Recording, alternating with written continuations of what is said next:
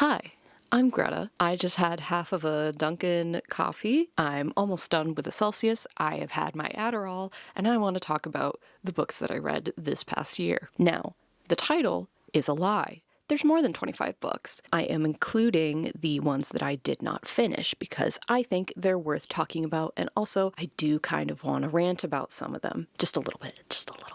These are going to be in chronological order. I will say I have memory issues. We love having ADHD and autism and a lot of trauma that gives me head issues. So a lot of these, despite having really high ratings and remembering how much I just fucking love them, I don't remember anything about them. So I apologize ahead of time if my reviews are a little just me gushing about how much I liked it without really getting into detail about why. I'm also, because of that, going to just read the synopsis. I'm terrible at describing books. I'm terrible at remembering what the book is about and or describing it in a succinct way. I think we have 28 books to get through, so we're just going to rely on the better writing of other people.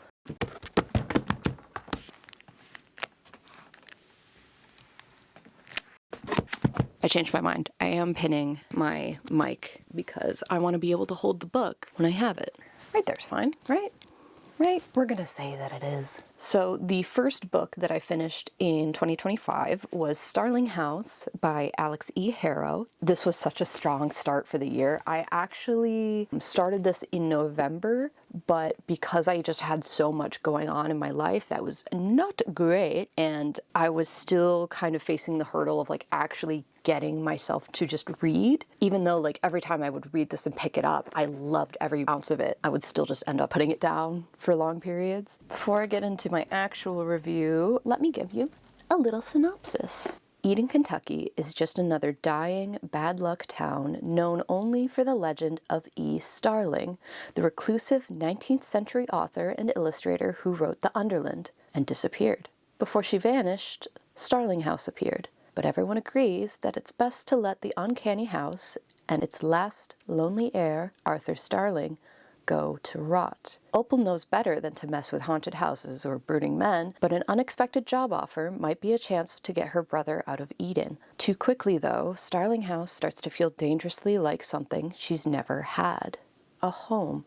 As sinister forces converge on the Starling House, Opal and Arthur are going to have to make a dire choice to dig up the buried secrets of the past and confront their own fears, or let Eden be taken over by literal nightmares. If Opal wants a home, she'll have to fight for it. Okay, I loved this book. I don't remember a lot about it now, but I do remember enough that I did base one of my most recent D&D characters off of Arthur Starling's backstory because I loved the concept so much and I kind of wanted to experience it for myself even more than just like reading it. I love Alex's writing. It's what got me back into reading in general. I'm really hoping to get a special edition of this book this year. If I'm really lucky and like play it smart, I would love to get the Subterranean press of this one because I don't remember the illustrator's name. I'll pop it on the screen, but I love their illustrations, and I think those illustrations truly complement this story so well. I don't mind the paperback at all. I think the paperback cover is beautiful, but you can tell that it's been very well loved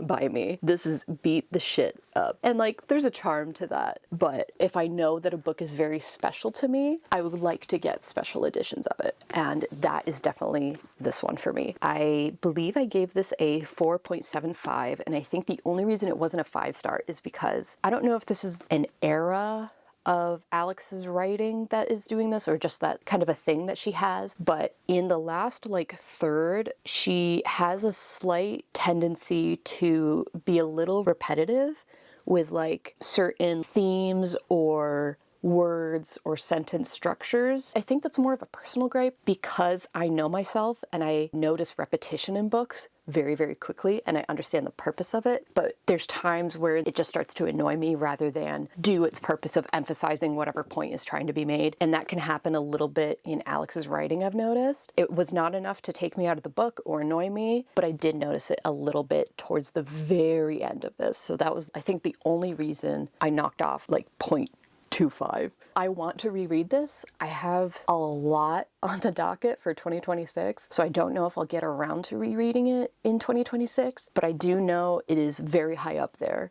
And I don't tend to reread things. That's actually going to be a marker of glowing recommendation from Greta, is if I either really want to reread it or have it lined up to be reread, because I just don't tend to reread things. It's just not something I do. The last thing I want to say about this book, absolutely have this to thank for like getting me to read this year. If this had not been so good and just created such a special place in my heart, I might have gotten through so many books that I did this year. So I highly recommend. It's really good. Alex is really good if you're in a reading slump, in my opinion. The next book that I read in 2025, I don't have the physical copy for anymore. I did donate it, and that was Five Broken Blades by Mai Corland, and I gave it a 3.5. I didn't have high expectations, mostly just that I was gonna have a good little time, and I did. But let me get on to the actual synopsis. Oh my god, it was so cheesy too sometimes. It's the season for treason. The king of Isan must die. The 5 most dangerous liars in the land have been mysteriously summoned to work together for a single objective: to kill the god king June. He has it coming. Under his merciless immortal hand, the nobles flourish while the poor and innocent are imprisoned, ruined, or sold. And now each of the 5 blades will come for him. Each has tasted bitterness, from the hired hitman seeking atonement, a lovely assassin who seeks freedom, or even the prince banished for his cruel crimes. None can resist the sweet, icy lure of vengeance. They can agree on murder. They can agree on treachery. But for these 5 killers, each versed in deception, lies, and betrayal, it's not enough to forge an alliance. To survive, they'll have to find a way to trust each other, but only one can take the crown. Let the best liar win. So, I didn't remember why I picked this up. I do believe it was on the recommendation of someone else. This got them out of a reading slump and it was just a good time. I agree with that. I read this in a week. I could not put it down, and that was pretty astonishing for me at the time because, like I said, I was still trying to get back into reading in general. And so I think this was close to like 500 pages long. So the fact that I blazed through it in a week is pretty big. I think that was in part due to the pacing. It was very fast, but not in a way that I felt like I was not able to like keep up. I remember really liking a lot of the characters and their dynamics. Were they a little shallow? Yeah, but they had enough that I could like grab onto them. I remember saying to a friend that one of the reasons that I really liked this book was because it felt like I was reading someone's D&D campaign, like D&D heist campaign. I might read the sequels. I haven't decided. I feel like there was something about the ending that I didn't like. I think there were times where like the humor or just the writing was a little too almost modern and would pull me out of it, but I haven't felt overly compelled to read the sequels. I might at some point, but it's not a high priority. If I do read the sequels, it'll probably be kept for like a rainy day when I'm in a really bad slump and I just need like quick dopamine fantasy hit. Again, I like the characters enough, so I think I'll enjoy continuing to read their journeys, but it's not a high priority for me. 3.5, thinking back, I think that's still a solid rating. I had a good time. Even though it's long, it goes by pretty quick. So if you just need some schmucky fantasy heist, go for it. Oh, the next one. The next book I read in 2025 was my new favorite author. That was Swordheart by T. Kingfisher. I had heard very good things about this. I had heard very good things about T. Kingfisher, and this version had just released. Oh, this cover. This fucking cover is so pretty. And listen, I know not everyone's about the sprayed edges, especially because, listen, they're not even. I think part of that is because I tend to do this to my pages as a stem. Hold on. As I'm reading, I just do that. It's a good stem. So I think part of it might be me doing that. But all of that combined made me pick this up. And I think you should too. But let's read the synopsis first. Hala is a housekeeper who has suddenly inherited her great-uncle's estate, and unfortunately, his relatives. Sarkis is an immortal swordsman trapped in a prison of enchanted steel. When Hala draws the sword that imprisons him, Sarkis finds himself attempting to defend his new wielder against everything from bandits and roving inquisitors to her own in-laws. And the sword itself may prove to be the greatest threat of all.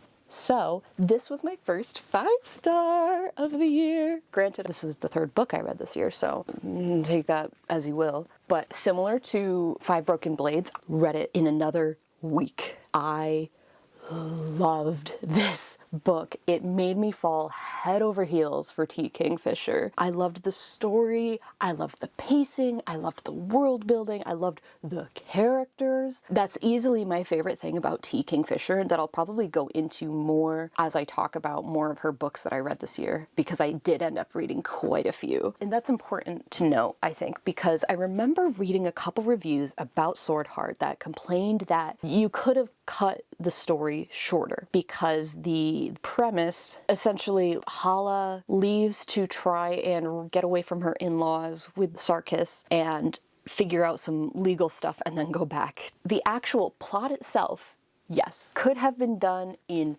half of this. But the point of this is not the plot, it's the characters. And most of the time it was more about the character interactions and the scenarios that they found themselves in. And people argued that you didn't need those.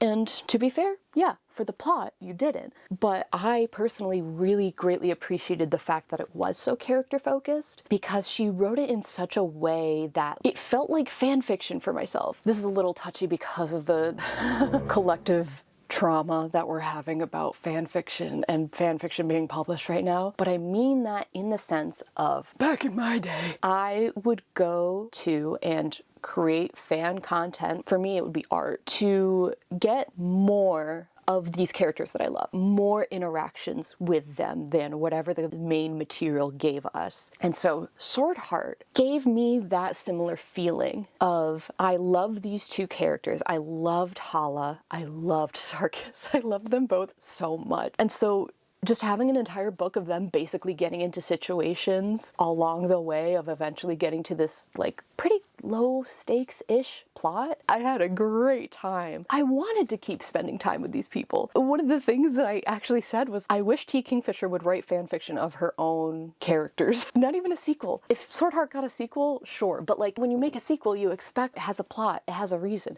I would just want a bunch of, they don't even need to be connected. Just write me Hala and Sarkis making dinner. They have to go to the market and they make dinner. And that's it. No plot. I would read it. I would eat it.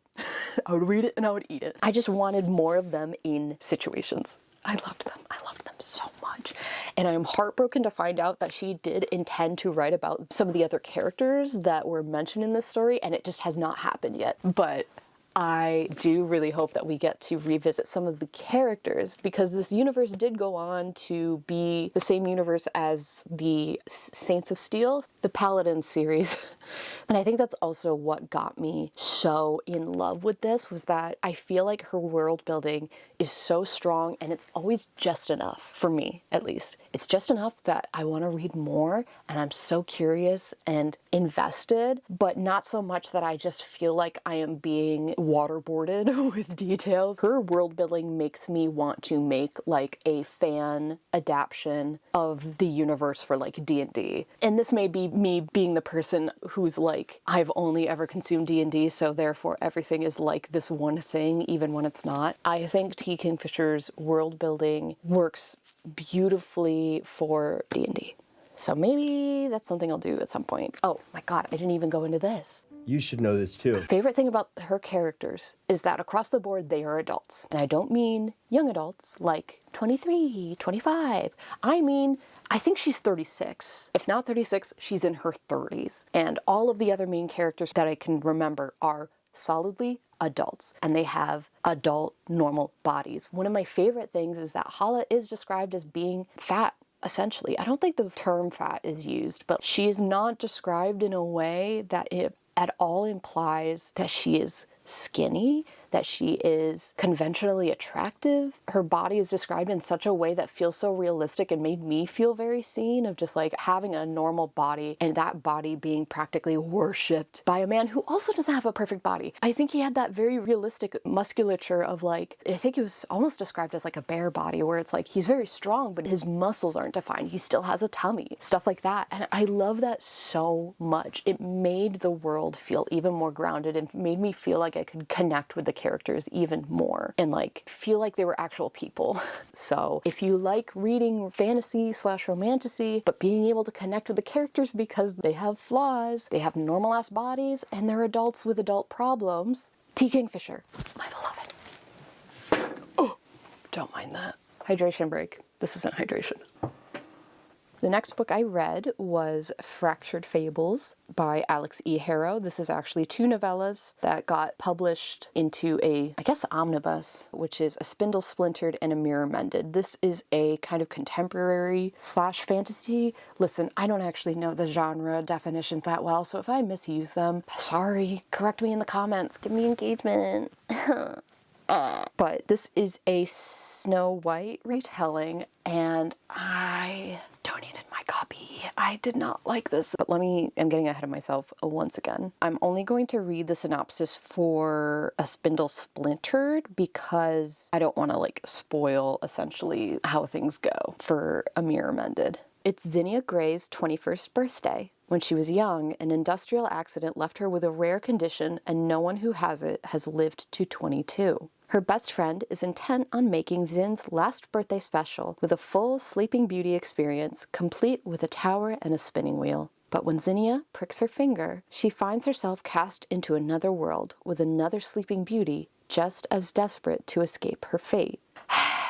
I remember I kind of got through it just to get through it. I didn't dislike it enough to DNF it, but I didn't particularly feel grabbed by it either. I liked the concepts a lot, but the writing, like the prose itself, felt particularly more YA than the other 2 books of Alex's that I had read. And I also didn't quite like Zinnia. I do like characters that are like, they have resigned themselves to their fate, and the story is about them changing their mind, essentially, or learning that even if they are doomed to a certain fate, it's still worth living in the time that they have. But I don't remember as much now why I didn't like Zinnia. Honestly, it was kind of forgettable. I feel bad saying that. Yeah, it's not my favorite fairy tale retelling that I've ever read, but I still liked the concepts. Like the bones, I think, are really good. I don't think it'll ever happen, but it would be really cool if there was some sort of future where Alex goes back and rewrites Fractured Fable as a full contained novel with her skill as a writer where it is at now, and maybe for a more adult audience. I think it would become a home run then.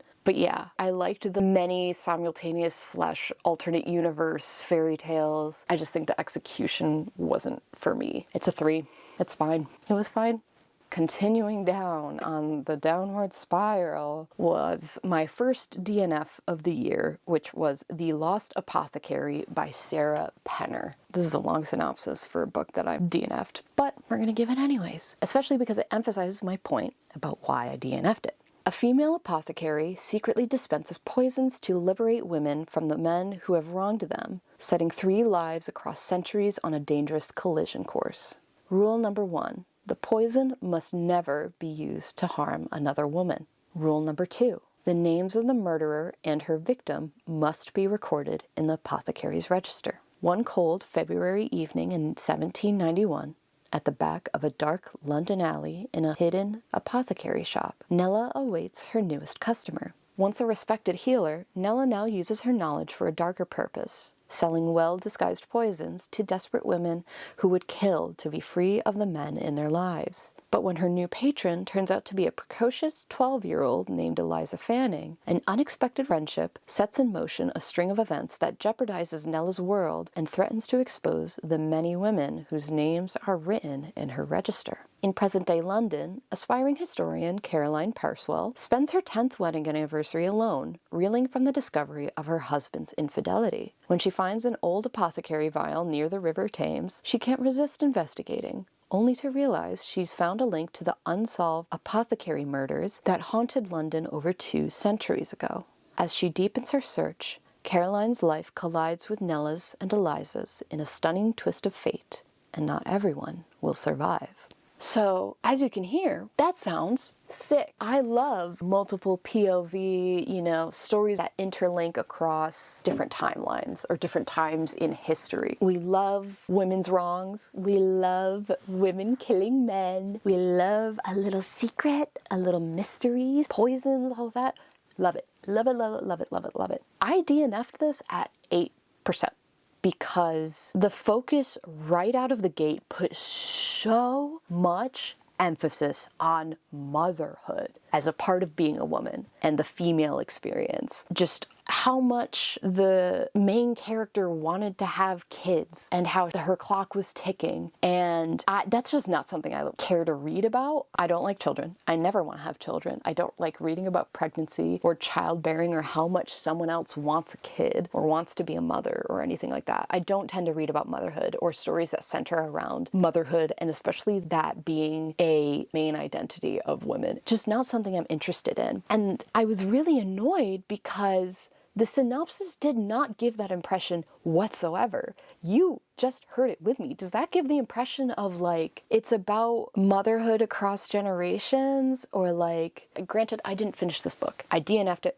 pretty fucking early. So who's to say it didn't continue that way? But the way that it was written, I could tell that this was just going to be a running theme in this book. And so I felt a little betrayed. I wanted like female revenge and uncovering like historical secrets, not the marital woes of a woman in London yapping on about how badly she wanted a kid. It was a blind buy, so like that's just gonna happen. And I do want to read the comment that I wrote down as a note when I DNF'd this, and it was one of the main characters, I already forgot her name, Caroline, spent a ton of her first chapter talking about how much she wanted a baby, so I'm already getting not good vibes. I don't care. I don't. Like, I'm sorry your husband cheated on you, and I do think that's an interesting story of learning about how women dealt with horrible men in their lives in the past, and like uncovering the secrets of this apothecary and all that. I don't want to hear about how much you want a kid every single chapter of yours. I'm sorry. Not for me. And then unfortunately, the next book I read, I also DNF'd. This was my book of the month pick for March, I want to say, and I DNF'd it even earlier in the book than I did The Lost Apothecary. And that book was The 13th Child by Aaron A. Craig. So here's the thing. I'm going to read the synopsis. I somehow missed that this was true YA. I think a couple of the books that I have read this year and or have already talked about could be slotted into YA. I feel like there's overlap and it's not entirely clear all of the time. This is one of the ones that is like very clearly, solidly YA. And I didn't realize that when I picked it as my book of the month. And I found out very quickly by the writing. But like the synopsis, I liked the concept. Anyways, Hazel Traphouse has always known she wasn't like the rest of her siblings. A 13th child, promised away to one of the gods. She spends her childhood waiting for her godfather, Merrick, the dreaded end, to arrive. You know, maybe I should have known. How did I not pick up this was YA? When he does, he lays out exactly how he's planned Hazel's future. She will become a great healer, known throughout the kingdom for her precision and skill. To aid her endeavors, Merrick blesses Hazel with a gift. The ability to instantly deduce the exact cure to treat the sick. But all gifts come with a price. Hazel can see when death has claimed a patient, when all hope is gone, and is tasked to end their suffering permanently. Haunted by the ghosts of those she's killed, Hazel longs to run, but destiny brings her to the royal court, where she meets Leo, a rakish prince with a disdain for everything and everyone. And it's where Hazel faces her biggest dilemma yet. To save the life of a king, marked to die. Hazel knows what she's meant to do, and knows what her heart is urging her toward. But what will happen if she goes against the will of death? I don't know how I didn't pick up that was YA. I think I was curious about the premise. I liked the 13th Child folk tale. I wanted to give it a fair shot. I tried really hard because it was pretty clear from the get-go. The writing is very YA. Like, I think chosen one characters or special characters who have something about them that makes them different can be written well, even in YA, but this is one of those cases where it was just so generic. I don't know how to word it, but the character is uneducated, they're in poverty, they're not like other kids, they're mistreated by their family, and yet despite that, they manage to be so smart and witty and pull out these like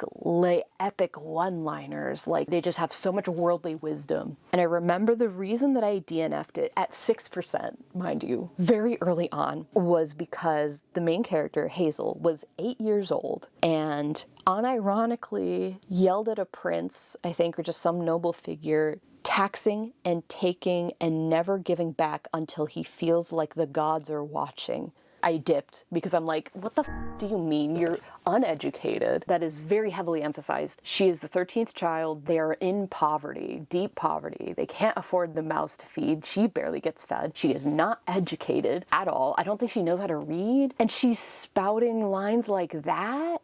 No, you're insufferable, and this is going to be insufferable. That was just one line from her like little tirade, epic own of this noble. I wrote in a comment in my DNF, I said, girl, you're 8, shut up and go play Fortnite.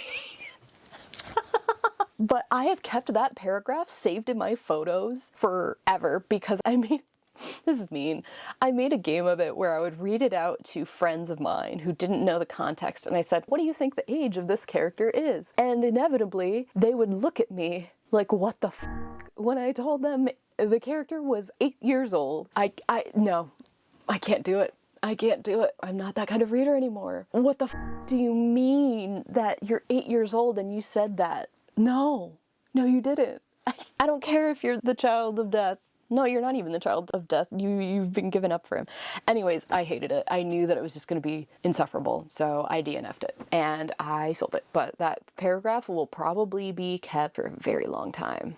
The next book that I finished in 2025, I actually still have the physical for, and I have a special version. When Owl Crate announced this set, I wanted to throw up. It's so pretty. Anyways, I should tell you what the book is. This is Emily Wilde's Compendium of Lost Tales by Heather Fawcett. This is the third and final book in the Emily Wilde series. I had been looking forward to this so much. Should I do the synopsis of this one? Is it spoilers? Yeah, this does contain spoilers actually, so if you want to read the series, which I'll talk a little bit about more, but this is one of my favorite series, highly recommend reading it. If you don't want to be spoiled, skip to this timestamp. Emily Wilde has spent her life studying fairies. A renowned dryadologist, she has documented hundreds of species of folk in her encyclopedia of fairies. Now she is about to embark on her most dangerous academic project studying the inner workings of a fairy realm, as its queen.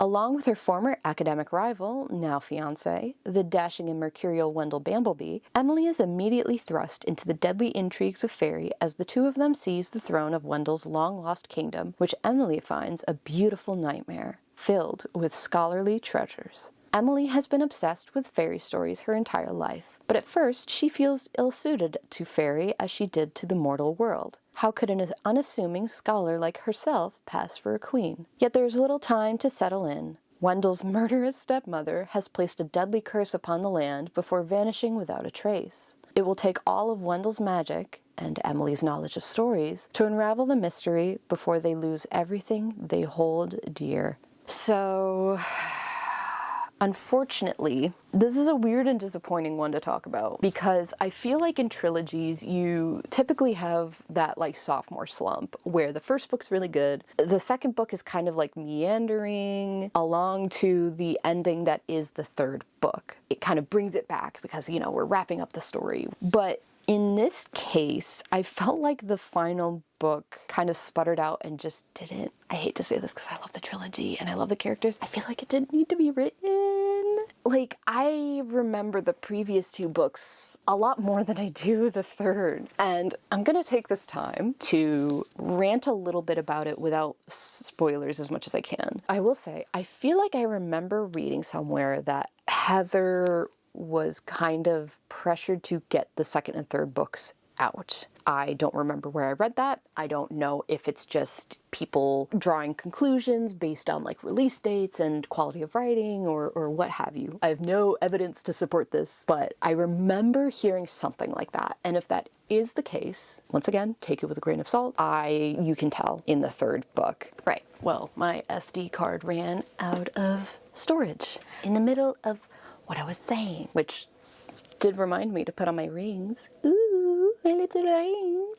Unfortunately, I did not enjoy this one as much. I feel like Emily lost a lot of her characterization that made her one of my favorite protagonists. I feel like she became surprisingly like hapless or like relying more on Wendell or less self-sufficient, which had made her a very compelling character in the previous two books because she had so much knowledge. It was fun to go through her thought process and see how she tried to solve issues and problems that she came across. She just felt so passive almost in this, I feel like, which is not who she was in the previous two books. And just like all the stuff that I appreciated about the first two books just I feel like wasn't there nearly as much. I loved the world building and how real all of the fairy folklore and history and all of that was written and how it was told through the story in like really smart ways, because the first two books are more of a premise on these are Emily Wilde's journals. This is her encyclopedia. These are all of her thoughts, right? And this one, I feel like because it's towards that end of the journey, it's lost that framing device and it's written more just like another fantasy story, which like given the context, I can kind of understand.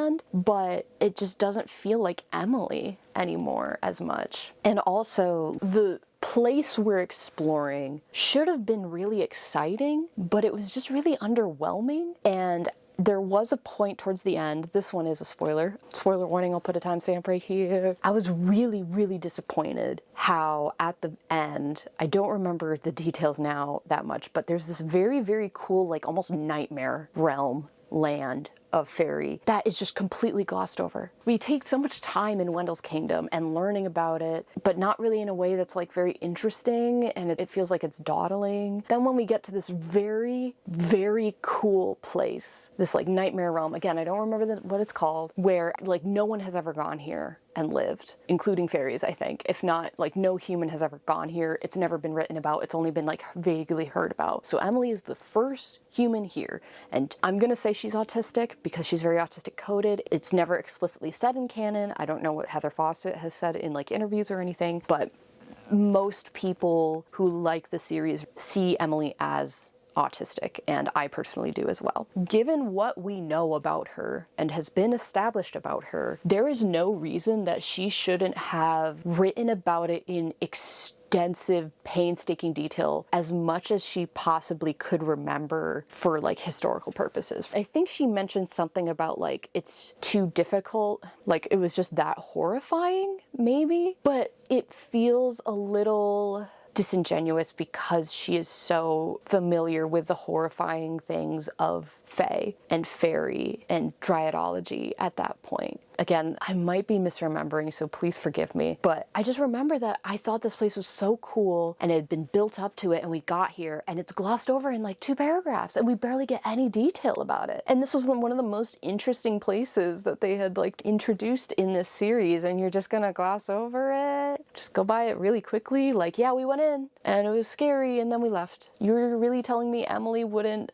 spend a lot of time trying to write down every possible detail she could about it, even if it was horrifying, for the purpose of science and recording, especially if this is her Compendium of Lost Tales, if we're talking kind of meta, right? Would she not absolutely try to get down the story of her traversing this place, no matter how short? So it was just really, really disappointing. And I just also, while we're in spoiler territory, I remember feeling a little underwhelmed by the death, but not really family thing at the end. And also how, like, on one hand, I thought it was very sweet how Wendell was considerate of Emily's eccentricities in how, like, if she was going to get married, she didn't want it, like, super public. She didn't want it to be a whole thing. And so the proposal was not a whole thing. It was very, like, all right, marry me and do it right now. On one hand, I did kind of like that. On the other hand, it felt like we had been building up to this and it just kind of...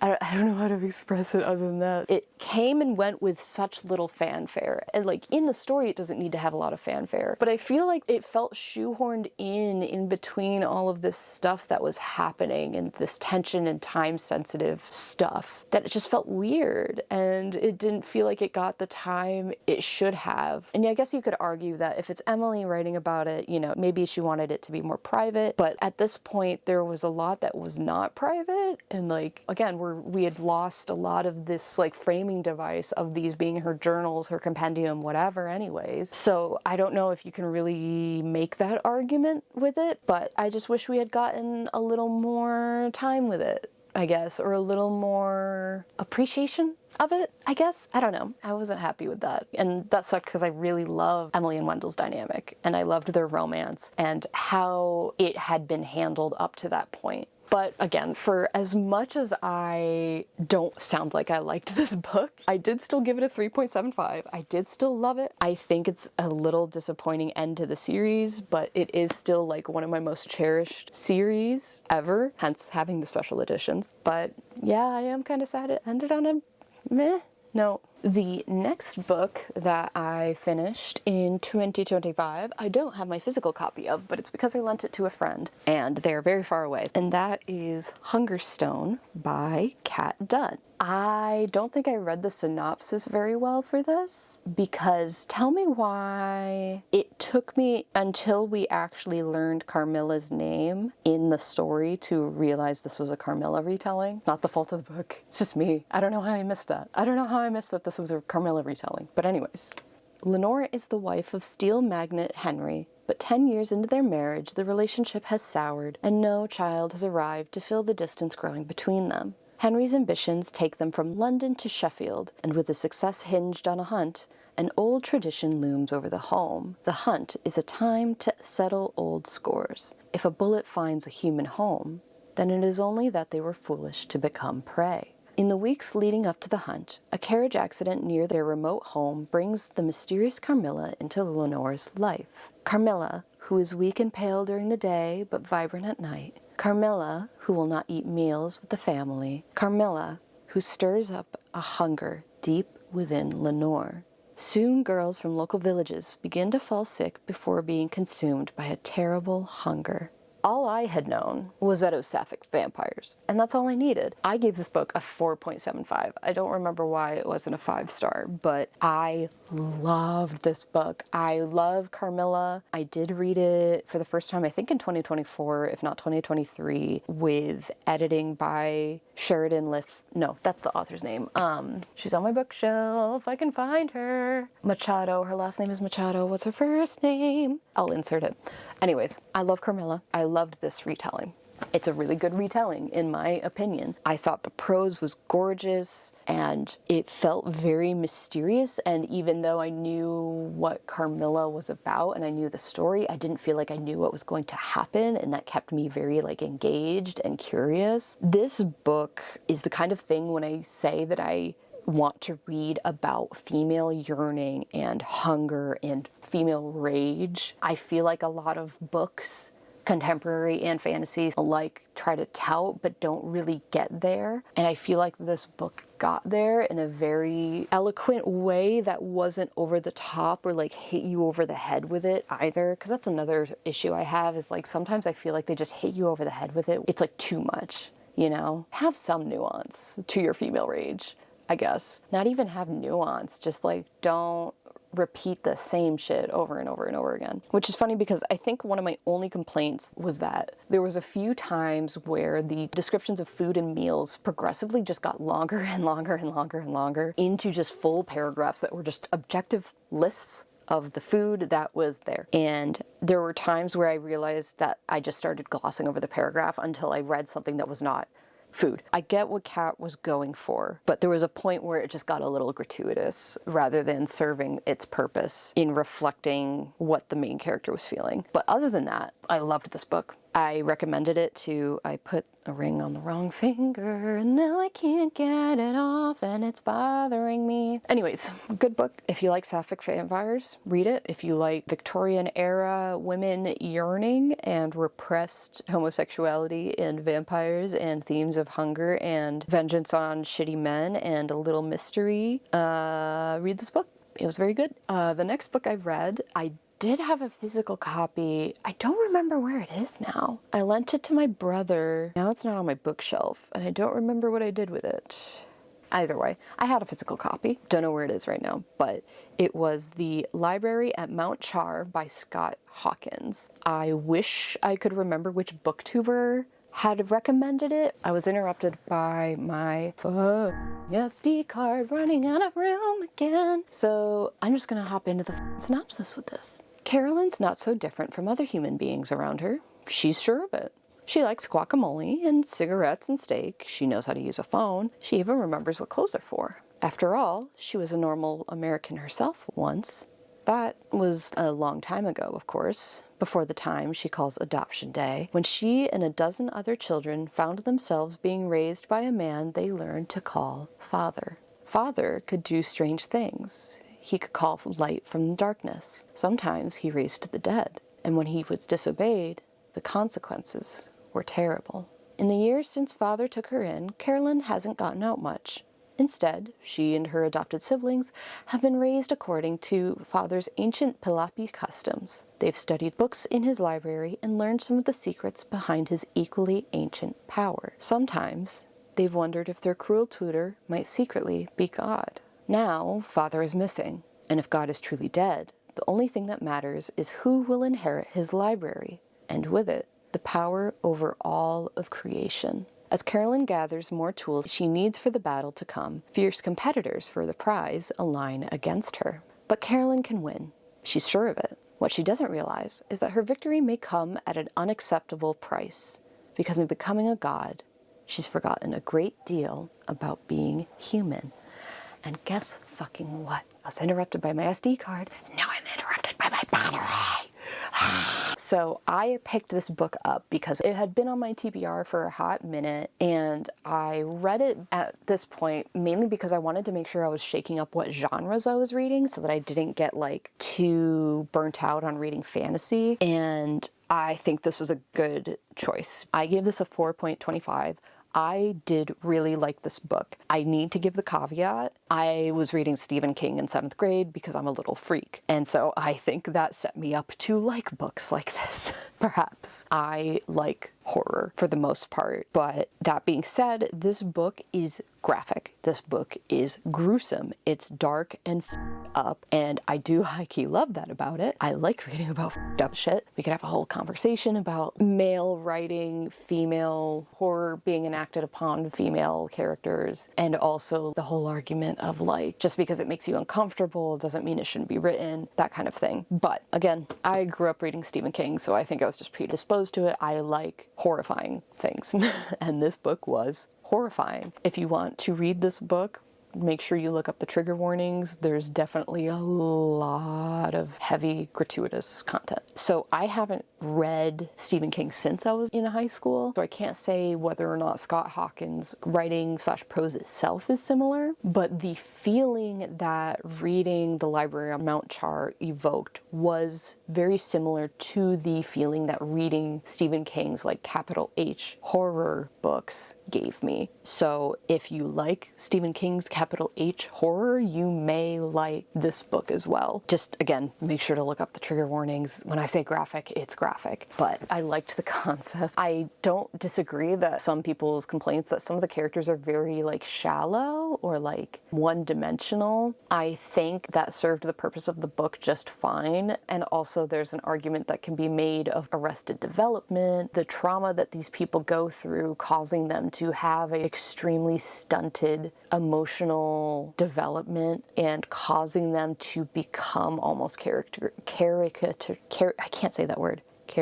Carrick, you know what I'm trying to say. The trauma, how they were treated by father, just everything that happens. I think it kind of makes sense that a lot of them are almost one-dimensional in that way because they haven't gotten to be able to become fully fledged people outside of their almost like assigned roles within the family. But I don't disagree, some of the characters are flat. But I felt like they served the purpose of the story fine. Oh God, the next book. So this next book, I have thought about making an entire video about because I still think about it and get mad about it, but that would require me to reread the book. And I don't want to reread the book because it was really bad in my opinion. It makes me feel crazy.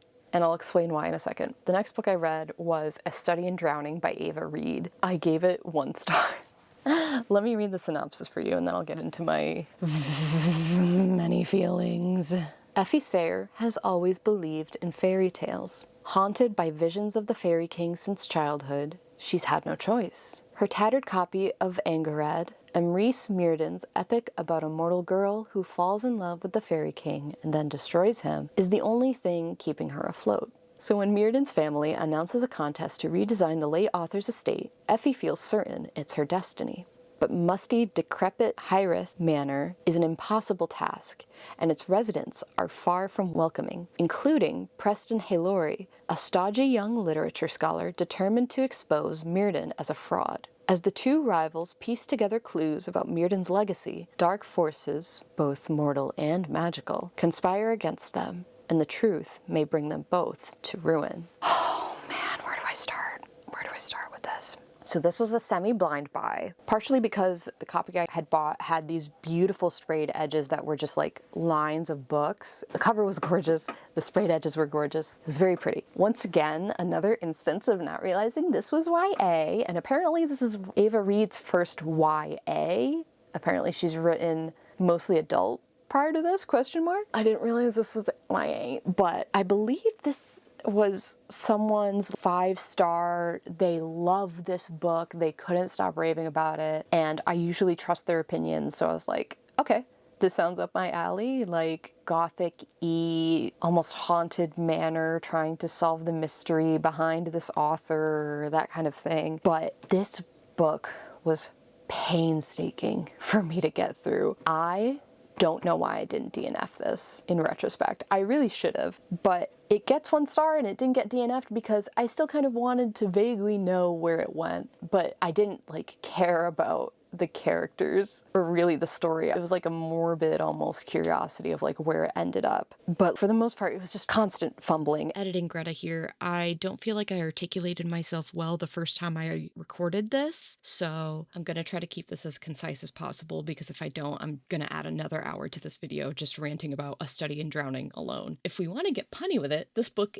is in fact a study in drowning your readers with water and drowning imagery and metaphors to cover for just how shallow the actual content of the book and the exploration of its themes is. Effie as a main character is insufferable. She is openly and proudly xenophobic towards the love interest, Preston, who, despite that, somehow still falls in love with her. And of course, because he falls in love with her and she falls in love with him, she is magically cured of her xenophobia. No time is actually spent analyzing or deconstructing Effie's xenophobia. There's no actual character growth. It's just a flipped switch of, well, I really like this guy from this other country, so like, I guess they are not that bad, and I'm cured. The rivalry is also completely self-imposed. There is no academic rivalry. It's Effie is xenophobic and hates this dude for no reason. She hates Preston because he checked out books from a public library that Effie wanted to check out, and he got there before her. And he happens to come from this other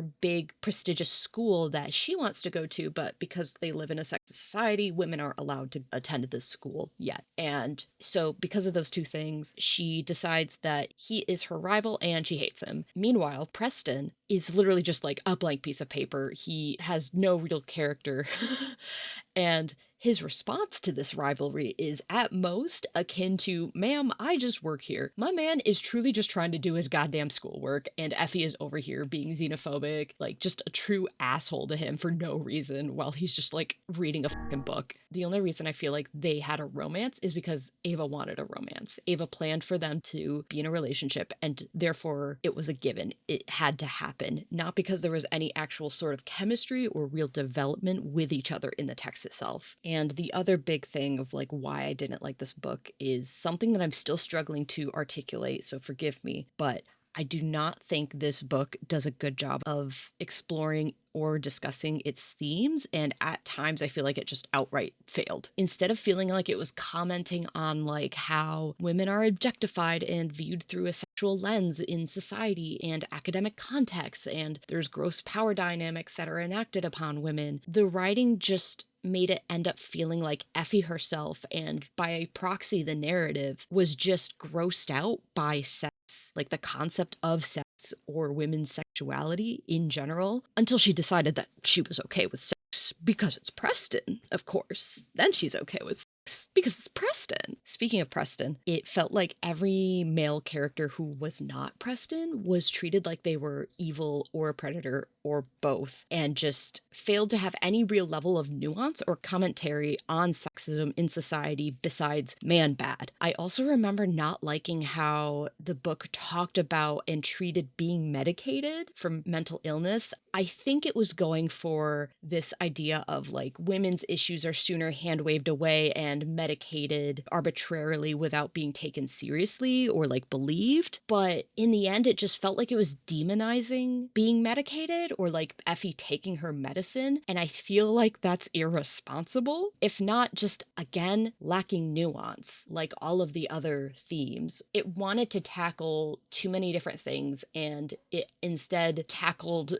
the player off to the side of the goalpost than actually getting anywhere near the goalpost. Reading this had me gaslighting myself because I was so convinced that I was reading this book wrong somehow, because it had such glowing reviews about how beautiful the prose was, how much everyone loved Effie and Preston's dynamic. Especially like once I got to the end of the book, I was like, am I reading this wrong? This pissed me off so goddamn much. Spoiler warning. The climax of the conflict of this book is they fully admit, both Effie and Preston, they recognize we are on the precipice of something deadly. We need to get out of here. We need to leave this mansion before the storm comes in and we are flooded and stuck here. We need to get out of here, right? So they have sex.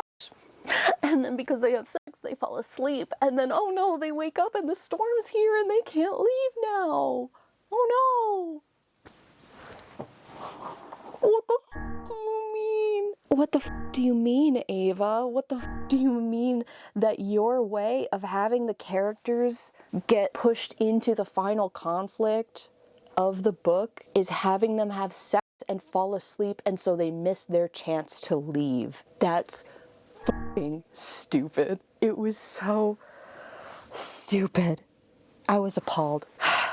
Anyways, I hated this for many reasons, but those are the main ones. I'm now kind of afraid to read more of her work, which sucks because she is so beloved by many of the people that I follow and whose opinions I trust. She is loved by many of the authors that I love and vice versa. I feel like I'm just missing something. If I'm missing something or you think I'm stupid, actually maybe don't let me know. I'm hoping it's just this, and I'm gonna try to keep the bias relegated to just this book. Anyways, speaking of missing something, another one that I have a physical copy of, it's not here, and that is If We Were Villains by M.L. Rio. Also, speaking of missing things regarding this book, I'm sure there's a lot that I missed because I don't know pretty much jack about Shakespeare, but one of the reasons I liked it was that I didn't feel like I had to. And it didn't make me feel dumb, nor did it feel like it was dumbing down its concepts for people who might not know Shakespeare. Oliver Marks has just served 10 years in jail for a murder he may or may not have committed.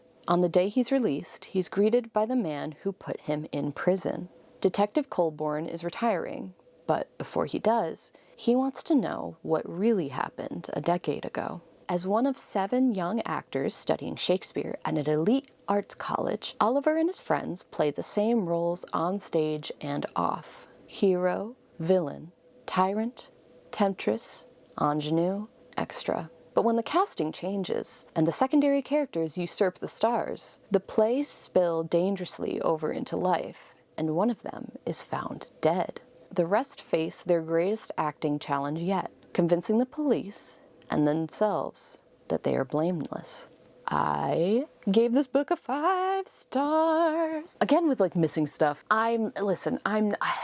There's someone plowing outside. I'm not a literary critic. I don't have full confidence in my critique of things as much as I just yapped about A Study of Drowning and my critique of it. And I feel like this is one of those books where like, I don't know if my rave review means much because I'm not, very big-brained. But listen, I know that The Secret History exists and that people say that this is just like a worse version of that and that it's very cliche and that if you know anything about Shakespeare, it's very just cheesy or like uninspired. I don't care.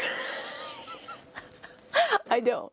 I'm sorry. I don't care. This was such an intense and mortifying and fascinating ride. I loved reading this book. It truly felt like watching a car crash in slow motion and you could just do nothing about it. Like you saw two cars that are just on a collision course and there was nothing you could do. You just were frozen there and you had to watch it happen. Coming from the perspective of someone who basically has not engaged with Shakespeare's work at all, for the most part, I appreciated how it was woven in because there were times where I could tell that if I had more knowledge or familiarity with Shakespeare's works, I would potentially appreciate a dynamic or something that was happening more, but it didn't feel like I was missing out despite that, or like that I was being gatekept. The story didn't make me feel dumb with its references. I don't see them, but I don't feel like I'm missing out. I'm still getting the point. And I also appreciated that it didn't try to, at least that I could tell,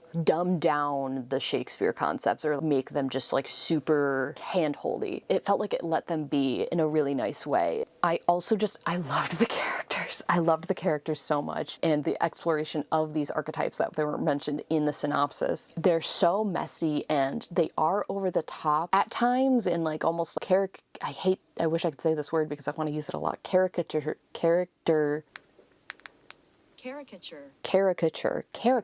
Okay. They were caricatures of their roles at times, but it was always in a way where if you've met people like them, you kind of know how true to life that over-the-topness and sometimes like people really do just fit in a character archetype in real life. Especially like elite performing arts school. Yeah, there are people like this. One that sticks out in particular that I remember reading a review, someone mentioned how, I don't remember his name, I think it's the villain or the hero archetype guy. They were saying how completely unrealistic, how angry and machismo and like the toxic masculinity, they were like, it's too unrealistic. It's too playing it up. And all I could think when I read that was, I'm so envious that you have not met a man like this because, oh my fucking God, that character was like near triggering for me with how things that he did and said were close to life to people I have met and have had to suffer being close to shit men like that in my life. So like, hey reviewer, I'm so glad you have not met men like that in your life. But they do exist. It sucks. Oh my God, the mystery was so good. There was a point towards the end where I did clue into who done it, but it was the right amount of time that it took for me to get it. I did spend a majority of the book unsure. Does that make me smart or stupid? I don't know. And I don't care. I had a good time with it. I want to read it again. And I also think this would make a really good movie or miniseries. And I feel like I've read somewhere that it will be, but I don't know. I hope it does though. I would watch it. The next book, and easily one of my favorites of the year, is The Familiar by Leigh Bardugo, and this is the Fairy Loot edition that I got for Christmas. I love this book. The synopsis. In a shabby house on a shabby street in the new capital of Madrid, Lucia Cotado uses scraps of magic to get through her days of endless toil as a scullion. But when her scheming mistress discovers the lump of a servant cowering in the kitchen is actually hiding a talent for little miracles, she demands Lucia use those gifts to better the family's social position. What begins as simple amusement for the bored nobility takes a perilous turn when Lucia garners the notice of Antonio Perez, the disgraced secretary to Spain's king. Still reeling from the defeat of his armada, the king is desperate for any advantage in the war against England's heretic queen, and Perez will stop at nothing to regain the king's favor. Determined to seize this one chance to better her fortunes, Lucia plunges into a world of seers and alchemists, holy men and hucksters, where the line between magic, science, and fraud is never certain. But as her notoriety grows, so does the danger that her Jewish blood will doom her to the Inquisition's wrath. She will have to use every bit of her wit and will to survive, even if it means enlisting the help of... Even if that means enlisting the help of Guillen Santanel, an embittered, immortal familiar whose own secrets could prove deadly for them both. I hope I pronounced that okay. I might just call him the familiar because I don't want to keep it up. I gave this 5 stars. I loved this book. I remember crying. I don't remember why, but I did. This book was like everything to me when I was reading it. I was so obsessed. I loved everything about this book. I loved the magic system. I loved the tension between magic and science and fraud and sometimes going into how they managed to do that. I love that era of history, or like reading about it. I feel like you don't see that a ton in fantasy, let alone historical fantasy. I don't think you see that 16th to 17th century-ish Spain a lot, and I loved that. The slow burn romance was really, really good and well done. It didn't feel rushed, nor did it feel inauthentic. And the ending, ugh. I loved the ending. I loved this book. I love this book so much. I want to read it again at some point very soon, especially now that I have such a beautiful copy. Like, look at this. Look at that. The Fairy Loot edition. Chef's kiss. Next one was my second T. Kingfisher book of the year, which was A Sorceress Comes to Call. Oh, wait. I didn't realize this was a retelling. I think it's because I don't know the original fairy tale that well. That's fun to know now. Now I kind of want to read the original fairy tale and then reread this. But anyways, this is a retelling of Brother Grimm's Goose Girl. Cordelia knows her mother is unusual. Their house doesn't have any doors between the rooms, and her mother doesn't allow Cordelia to have a single friend, unless you count Falada, her mother's beautiful white horse. The only time Cordelia feels truly free is on her daily rides with him. But more than simple eccentricity sets her mother apart. Other mothers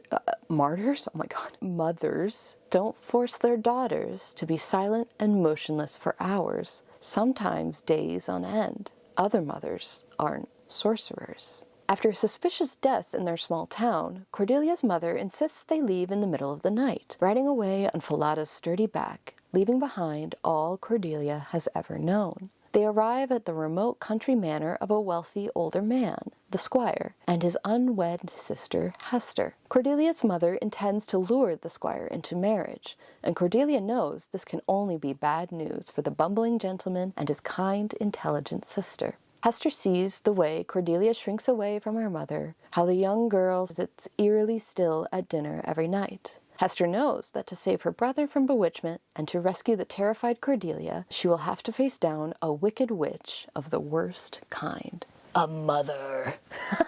I don't actually have a lot to say about this, but do not let what's going to be probably a very short review of this book fool you. It had T. Kingfisher's usual very interesting characters. The mystery was intriguing. I mean, especially because I didn't know the original story or realize that this was a retelling. And of course, it had a lot of her really good, solid humor. Overall, it just hit really good. Give it a 4.5. I'd read it again. True, no notes, just a good time. The middle of the year, I had so many hits, which was nice coming back from those DNFs and then Emily Wilde's being kind of mid. The next book I read, because I had loved The Familiar so much, was Ninth House by Leigh Bardugo. I do have a physical of this. Once again, lent it to a friend. I should probably get it back from that friend. I don't think they're going to read it.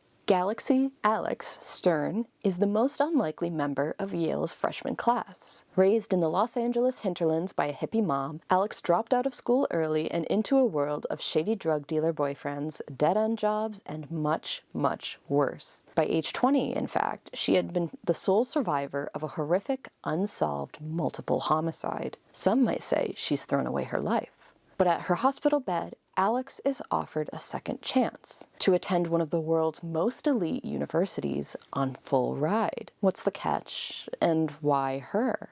Still searching for answers to this herself, Alex arrives in New Haven, tasked by her mysterious benefactors with monitoring the activities of Yale's secret societies. These 8 windowless tombs are well known to be haunts of the future rich and powerful, from high-ranking politicos to Wall Street and Hollywood's biggest players. But their occult activities are revealed to be more sinister and more extraordinary than any paranoid imagination might conceive. I loved this book. I loved this book so much. This year was really just catching up on all of the big books from the past 5 years and that everyone has already read and talked about and raved about. But hey, I missed them and now I'm reading them. And honestly, I think we should still talk about books even if they are old. In this case, this one's not old, but you get my point. I don't think we should avoid talking about books just because they were popular a couple years ago and you're late to the party.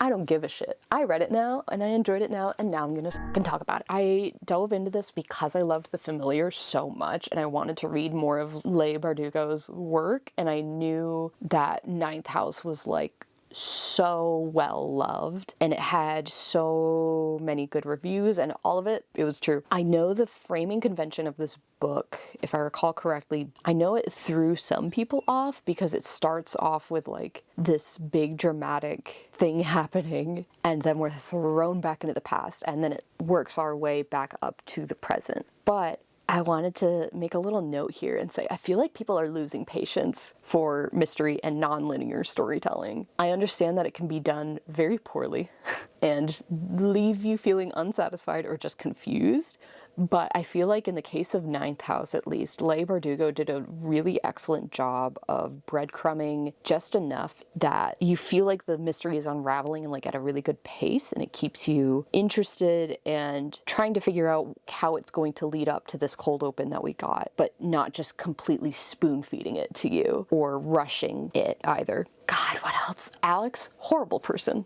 And I love her for it. She's such a well-written, flawed character. Again, it's hard, I think, to write characters who are mean, self-centered, selfish, crass, or blunt well. I normally find characters like Alex very grating and very annoying, and I don't like reading about them or reading from their perspective or headspace, but something about her characterization and the way Leigh wrote her made her very palatable without dulling down that personality, that edge, for lack of a better term. And it made, oh my god, hello,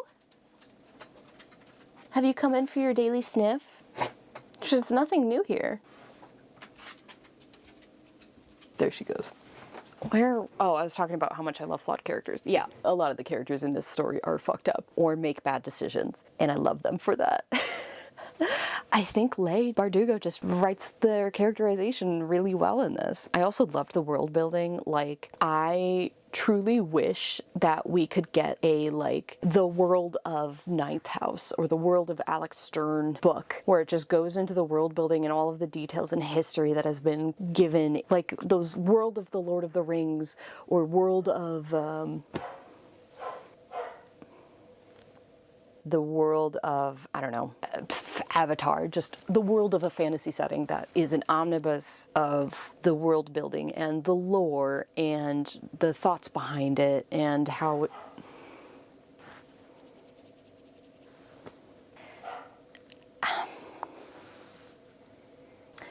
and the magic and cosmology of this world. It's just so fascinating. And I think it's also easily one of the best dark academia I've read. This is the kind of thing I want to read when I say that I want dark academia. And I think it does it so well. And I'm going to say it again. I want to make a D&D campaign or setting based off this. It would be so cool. I want it. I want to make it and I want to play it. But yeah, I was obsessed with this book right through the end, which made Hellbent by Leigh Bardugo, the sequel to Ninth House. All the more disappointing. I gave Ninth House a 5-star rating. I gave Hellbent a 3.75. I'm gonna read the synopsis. Spoilers just in case. Go to this timestamp. Find a gateway to the underworld. Steal a soul out of hell. A simple plan. Except people who make this particular journey rarely come back. But Galaxy Alex Stern is determined to break Darlington out of purgatory, even if it costs her a future at Leith and Yale. Forbidden from attempting a rescue, Alex and Dawes can't call on the Ninth House for help, so they assemble a team of dubious allies to save the gentlemen of Leith. Together, they will have to navigate a maze of arcane texts and bizarre artifacts to uncover the Society's most closely guarded secrets and break every rule doing it. But when faculty members begin to die off, Alex knows these aren't just accidents. Something deadly is at work in New Haven, and if she's going to survive, she'll have to reckon with the monsters of her past and a darkness built into the university's very walls. Hellbent. So here's the thing. Like Ninth House, I couldn't put this down. I did try to pick it up like as soon as I finished Ninth House. I needed to keep reading about this. But then around 60%, I feel like it just got weird. I feel like it got convoluted, and then a lot of things in the last third of the book felt like they didn't have enough room to breathe. It was hard for me to understand what exactly was happening. There were certain like sentiments and parts of the book that started to just feel like Cusco's Poison shtick, where it felt like Leigh Bardugo didn't trust us to remember something that she had dropped like a chapter ago or even a couple pages ago, and so would repeat it in case you forgot that you read that sentence or italicized like quote 3 pages ago, which sucks because like her inherent themes, they echo well enough through the text and the writing itself that it just made it all the more obvious when it was being kind of, hey, remember this? Remember this? It was only 3 pages ago, but this is coming back. Remember it? Remember it? You didn't need those, Leigh. You were already doing a good job. You didn't need to ham it up. In addition to like, without spoiling anything, there's this like central plot point that had this big climactic fight, and then it just kind of fell flat. It really felt like that's it. That's how this is resolved. And that feeling stayed all the way until the end of the book for me. And it made everything feel anticlimactic. And that wasn't helped by like, it started to feel like all of the characters had plot armor. And that one of the things I loved about Ninth House was the magic system and how unique it was and how it felt like thoughtful. And is it soft magic or hard magic? I don't remember. Either way, it felt grounded and it had a logic to it with enough room for a little wibble wobble. It felt believable to me in Ninth House, and in Hellbent, it felt like she just kind of threw that all out and it became very like hand wavy and convenient. There were suddenly just a bunch of MacGuffins conveniently there whenever they needed them. They just needed to like research for a few paragraphs arbitrarily. I feel like it just kind of stumbled through the last half and was struggling to have consequences or like real stakes or know where to put emphasis. I still really liked it, but I feel like it could have used some more fine tuning. By comparison, I feel like Ninth House felt like more polished or like tight. It felt more tightly written and well paced. I do think I'm still going to read the third book, Deadbeat, when it comes out. But I think I'll reread Ninth House and then maybe like watch a summary of Hellbent. I don't think I want to reread this for the third book. Oh, don't mind that. I just hope Deadbeat brings it back. Next book, moving on very quickly. This is another short review. I read Vicious by V.E. Schwab. Victor and Eli started out as college roommates. Brilliant, arrogant, lonely boys who recognize the same sharpness and ambition in each other. In their senior year, a shared research interest in adrenaline, near-death experiences, and seemingly supernatural events reveals an intriguing possibility that, under the right conditions, someone could develop extraordinary abilities. But when their thesis moves from the academic to experimental, things go horribly wrong. 10 years later, Victor breaks out of prison, determined to catch up to his old friend, now foe, aided by a young girl whose reserved nature obscures a stunning ability. Meanwhile, Eli is on a mission to eradicate every other superpowered person he can find, aside from his sidekick, an enigmatic woman with an unbreakable will. Armed with terrible power on both sides, driven by the memory of betrayal and loss, the arch-nemeses have set a course for revenge. But who will be left alive at the end? I'm gonna be so for real, I don't remember much about this book. Besides buying it from the airport to read on my way home from when I visited my friend in Chicago. I remembered enjoying it, and I liked the characters. I think a through line of all of the books I read this year that I really like are that the characters are flawed and have interesting characterization. I liked the complicated and fucked up dynamics. We love two people who hate each other so much, and that is the focus of the story. I thought the premise of how people get superpowers and the kind of science behind that was interesting and believable enough, but I don't really remember a lot else. I feel like I didn't like the ending, or something about the ending, but I don't remember what. I give it a 3.5, so maybe it was because of that. I don't remember. That sounds about right for this. 3.5 still feels right for this, for how much I enjoyed it. It was good, worth the read. I know there's a sequel. I think the sequel is out. I don't right now feel particularly compelled to read it, but I might at some point. I don't know. Ugh. This next one is a DNF, and it breaks my heart that it was a DNF. And that is Bury Our Bones in the Midnight Soil by V.E. Schwab. I don't have it anymore. I was so sure that I was going to love this book that the moment that, I think it was Owlcrate, announced that they had a special limited edition, I bought it immediately. And I have since sold it because I just... Ugh. Let me read the synopsis and I'll explain why I thought this was going to be like the home run book of the year for me. This is a story about hunger. 1532. Santo Domingo de la Calzada. A young girl grows up wild and wily. Her beauty is only outmatched by her dreams of escape. But Maria knows that she can only ever be a prize or a pawn in the games played by men. When an alluring stranger offers an alternate path, Maria makes a desperate choice. She vows to have no regrets. This is a story about love. 1827, London.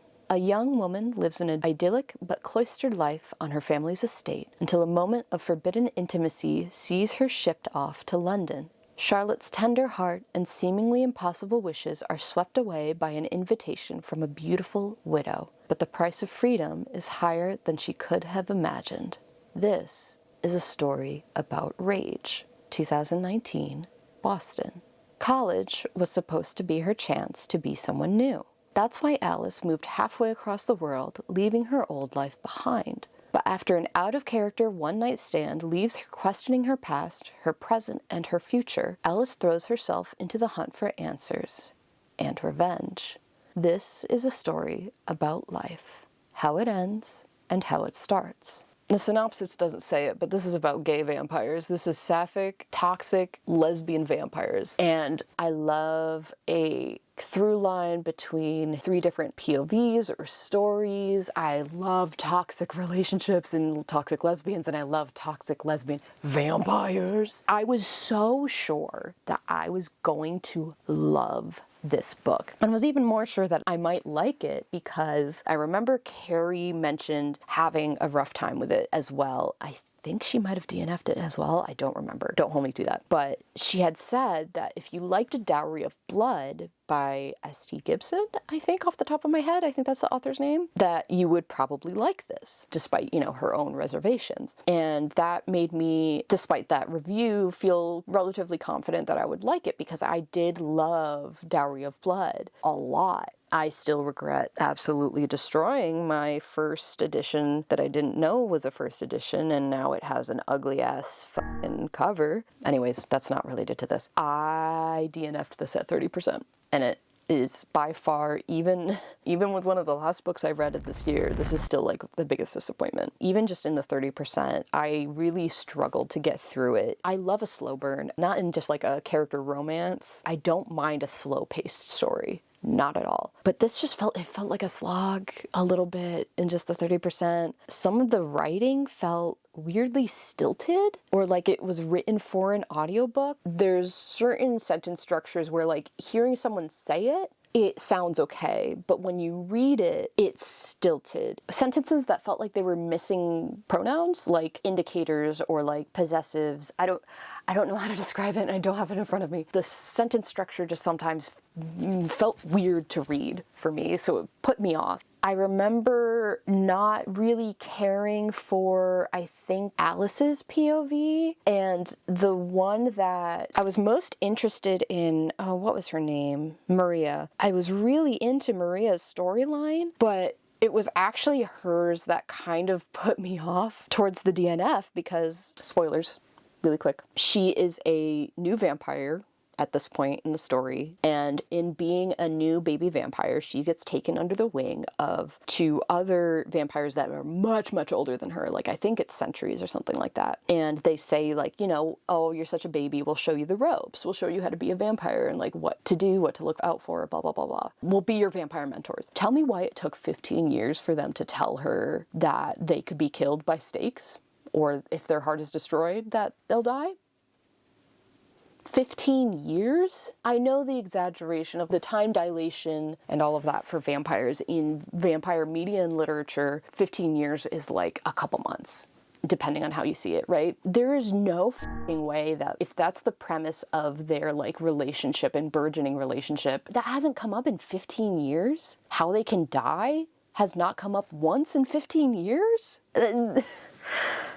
Like, I would say I know a decent amount about vampire literature and, like, lore. I like vampires. They're a special interest. But even just vampires aside, that sounds fucking insane to me that in 15 years it somehow didn't come up at all. How you could die, and then one of the other vampires gets, like, pissed off and has a whole tantrum. Took me out of the book. And I realized that, like, it felt like a chore to read, and that's why I ended up DNFing it, because, like, I just didn't want to pick it up. It wasn't hitting. Ugh. Like, it just moved at a snail's pace, and there wasn't enough to entice me or make me feel curious about, like, where these characters and their stories were going to end up. And I think at some point maybe I'll watch like a beat-by-beat summary to learn about where things end up and where the story goes. I have heard some people like really hated the ending, and that just like, that was the nail in the coffin, no pun intended. But I don't think I'm gonna give it another go like reading it myself. Ugh, this was supposed to be the book. Guys, get on it. Come on, we can do better than this. We can do good, toxic, lesbian vampires. Moving on to another solid book, and it's a very small one. This is Thornhedge by T. Kingfisher. This is one of her novellas. Very tiny, very cute. Ugh, I loved this book. It was so sweet. Please, let me find the synopsis. Ugh, this is so... Just remembering this, reading the synopsis, I'm remembering how cute and sweet and just, like, perfect this was. There's a princess trapped in a tower. This isn't her story. Meet Toadling. On the day of her birth, she was stolen from her family by fairies, but she grew up safe and loved in the warm waters of fairyland. Once an adult, though, the Fae asked a favor of Toadling: return to the human world and offer a blessing of protection to a newborn child. Simple, right? But nothing with fairies is ever simple. Centuries later, a knight approaches a towering wall of brambles where the thorns are as thick as your arm and sharp as swords. He's heard there's a curse here that needs breaking, but it's a curse Toadling will do anything to uphold. This feels like a modern fairy tale in the sense of this could be in a collection like Grimm's Fairy Tales, but written in our current day, and then some freak like me 100 years from now is obsessed with these as like fairy tales written in 2025. This was not written in 2025, but you know what I mean, this era. That's what I mean by like modern fairy tale. And I have so few notes on this. I gave it a 4.5. It's delightful. It's perfectly contained. I wanted more, but I feel like if there was more, it would kind of ruin the magic of it. This is just kind of the epitome of just right. This hit the spot, no notes. Loved it. Next one, I don't have a physical of, because I finally started taking books out of my library. And by my library, I mean the New York Public Library. Because if you live in New York, you can get that for free, regardless of where you live. Get on it. I will say, the hold's insane. Takes forever. But hey, sometimes it's worth it. Anyways, oh, I'm gonna need to look up the pronunciations of these. Okay, the next book I read, and I'm gonna do my best on the pronunciation. Welcome to the Hyunam-dong Bookshop by Hwang Borum. I think I got that right. Translated by Shanna Tan. Youngju is burnt out. With her high-flying career, demanding marriage, and busy life in Seoul, she knows she should feel successful, but all she feels is drained. Yet an abandoned dream nags at her, and in a leap of faith, she leaves her old life behind. After quitting her job and divorcing her husband, Youngju moves to a small residential neighborhood outside the city, where she opens the Hyunam-dong Bookshop. For the first few months, all Youngju does is cry, but the long hours in the shop also give her time to mull over what makes a good bookseller and store. As she starts to read hungrily, host author events, and develop her own book-selling philosophy, she eases into her new setting. Surrounded by friends, writers, and the books that connect them all, she finds her new story as the Hyunam-dong Bookshop transforms into an inviting space for lost souls to rest, heal, and remember it's never too late to scrap the plot and start again. Oh, this book was so sweet. I gave it 5 stars. I don't remember a lot. Like, it's so funny because I said that the books at the start of the year I'm not going to remember a lot about. My reviews are going to be kind of not have a lot of substance to them, but I feel like this is one of them, even though I read this not that long ago. I can't remember shit, but that's a skill issue, not because the book wasn't interesting or good. Again, I gave this 5 stars and I stand by that. It was a very good book. I have a bunch of screenshots of passages that like really resonated with me that I would send to friends when I was reading this. And I also remember I highlighted a lot in Libby. And I remember telling friends about how like it just felt like a warm hug. It was the perfect cozy read for sure. A very cozy and comforting read. I do think I teared up at one point or another, but it also wasn't a cozy read where I felt bored either, because I feel like that happens with stuff that's like cozy. I do want to pick up a physical copy of this for myself at some point, just to have as like a comfort read, which now that I say that, I think I want to start a list of books that are like my comfort reads and start making sure that I log them as comfort reads, because that's the thing, I actually tend to forget things that I really like. So I feel like it would be good for me to have this list of books that I know I can come back to that just feel like a bowl of good soup. Good warm soup. Good soup. It also came at a good time for me, I think, because I have been feeling very unsure of where my life is going, and it was very comforting. I don't remember what answer I got out of it, but I know that it resonated with me. Sorry, I need to pull off another ring. This video is just going to be me having put on rings halfway and then seeing how many are left by the end. I think if you're feeling a little listless or lost in life, or you're unsure of where you're going, I feel like this is a really nice, comforting book to read, especially because it doesn't feel overly preachy. More than anything, I think it made me feel seen.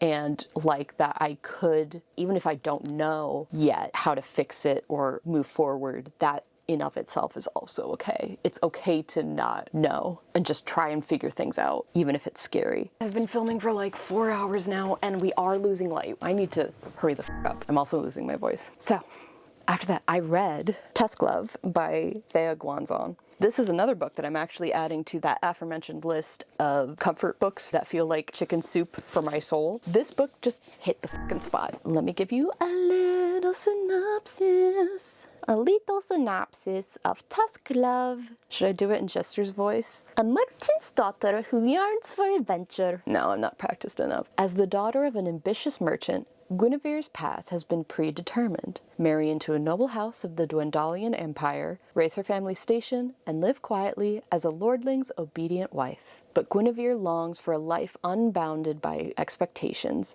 for freedom and passion and adventure. Those distant dreams become a sudden reality when her caravan is beset by bandits, leaving her guards slain and Guinevere stranded alone on the dangerous Amber Road. Her only chance of survival is to travel alongside Oscar, the aloof half-orc who saved her during the attack. Unlike Guinevere, Oscar's path is not so set in stone. With his mother dead and his apprenticeship abandoned, all that's left is a long, lonely walk to a land he's never seen, to find family he's never met. The last thing he needs is a spoiled waif like Guinevere slowing him down, even if the spark between them sizzles with promise. Despite his cold exterior, Oscar is brave and thoughtful and unlike anyone Guinevere has ever met. And while Guinevere may be sheltered, she brings out a softness in him that he has never dared to feel before. As the flames of their passion grow, they realize that soon they'll need to choose between their expected destinations or their blossoming romance. This book was so cute! Ugh. This is normally not the kind of thing I read. Straight up. I don't really care that much about romantasy, which is funny coming from someone who is now obsessed with T. Kingfisher, because I guess her books do count as romantasy. But I do love Critical Role. I love Critical Role a lot. I loved all of the jokes about Tusk Love. I think one year for Christmas I got a joke Tusk Love card that had like a bodice ripper cover someone had come up with. And so when I realized that this was written and made, I was just like, you know what? F it. I want to know. I want to know. So for context, this is a book that existed within the universe of one of the Critical Role campaigns as a joke. This is a cheap bodice ripper in the world of Exandria, and they made it into a real book. And I love that. Something I really like about it is that it doesn't take itself too seriously, but it's also not overly irreverent. I like that it knows what it is and it sticks to it. It knows it's meant to be a fantasy bodice ripper, but it's also not overly cheeky and trying to break the fourth wall. Wink, wink, nudge, nudge. Because I can sometimes find that just annoying more than cutesy. I have described this book to other friends, both who know about Critical Role and don't, as a good bowl of soup. It does what it says on the can. It doesn't try to be anything else, but it's still a satisfying, good, fun read. I don't read a lot of romantasy in general, so surprisingly, I enjoyed the smut, which I can be picky about when it is in a book, regardless of whether it's romantasy or not. It never felt gratuitous. It felt just right, especially for like what this is. Again, fully aware, fantasy bodice ripper. I thought the pace was good. I thought Thea did a really good job of translating the world of Critical Role and Exandria into a novel that didn't feel like you needed any context prior to this or knowledge of Critical Role prior to this. I feel like even if you don't know what Critical Role is or have barely brushed against Dungeons and Dragons in general, I think you could still enjoy this quite a lot and it would still be just like a good time. And I appreciate that it was written in such an accessible way without necessarily watering anything down either. The covers are gorgeous also. Like, come on, that is gorgeous. It's so pretty. Better than a lot of the romantasy I've read in general and also heard about.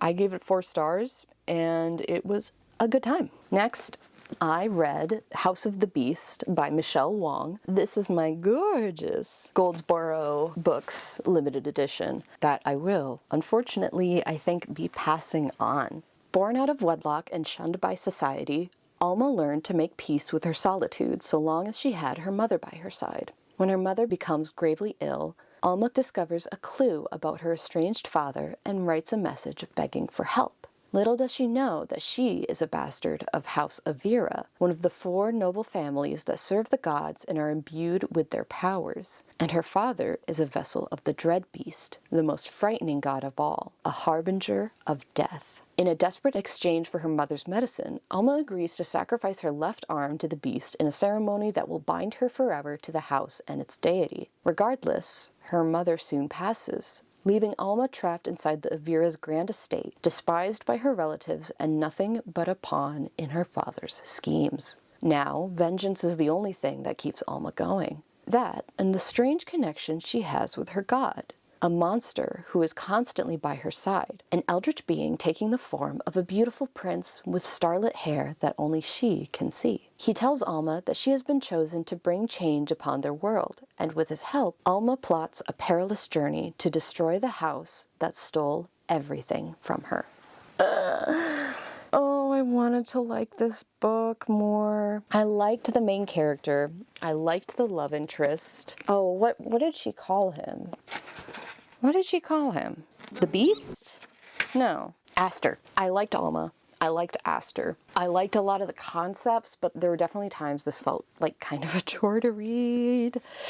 I thought that I wrote down thoughts about this like when I was reading it, but I can't find them anywhere. I didn't hate it, and there were definitely times that I like was very excited by what was happening and like the descriptions, and I loved a lot of the dialogue. Actually, throughout the book, for the most part, I really liked the dialogue. Some of it was a bit cheesy. I didn't like the direction it ended up taking, and I didn't like the ending that much. On top of the ending itself felt very rushed. Like we spent so much of the book building up to it, and I feel like the ending is like the tiniest little sliver, which just made it feel, you know, rushed. We got through so much buildup and tension, and then we just blasted through it, so the payoff didn't end up feeling gratifying.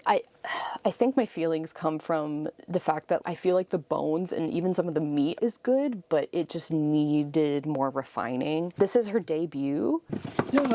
This is her debut, so I think it's expected what happens, you know what I mean? I can forgive them because they're like typical debut fantasy flaws, I guess. And tiny nitpick about this book, or at least this edition. Let me see if I can find it. Very early on, she sacrifices her left arm, and it's emphasized it's her left. I don't know if this is in any other editions. I don't know if this is a layout artist / whoever did the layout editing for this issue, if they flipped the image, or if Michelle herself accidentally did this. But there's an illustration in here after she has gotten her left arm replaced by a metal one, where it's supposed to show like her non-metal one being bloody. That's her left hand. So I'm wondering if they just accidentally like flipped it. I know it's such a small nitpick, but like, that's your left hand.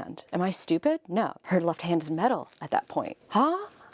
What happened? I don't know why that bothers me even now, and I think about it a lot. My brain just latches onto shit like that. I gave this book 3.5 stars. It was fine. I don't think I would reread it. I'm sure someone else will like this more than I did. And they'll have a beautiful, beautiful edition. Like, this is beautiful. I love the illustration. I love the alternate cover, the art in the inside, the sprayed edges, everything. I didn't love it enough to, I think, keep this. Good debut. I think I'm interested potentially in reading more of her in the future and seeing if she improves. Because again, good bones, some good meat. Just needed a little more time in the oven, I think. Next, I read Lush by Rochelle Dowden-Lord. This is not something I would normally read, and I don't remember why I picked it up. Truly, I don't remember where I found it, but let me read you the synopsis. 4 wine experts receive a mysterious invitation to an exclusive weekend tasting at a famous French vineyard. Avery is a cash-strapped sommelier and a wine social media influencer. Sunny, a rich American who owns a popular but unimpressive wine brand.